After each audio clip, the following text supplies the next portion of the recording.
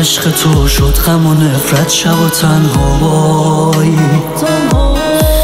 من زود باور ساده با خودم فکر میکنم هنوزم اینجایی. پیچیدی به دست و پای زندگیم، حالمو بد کردی.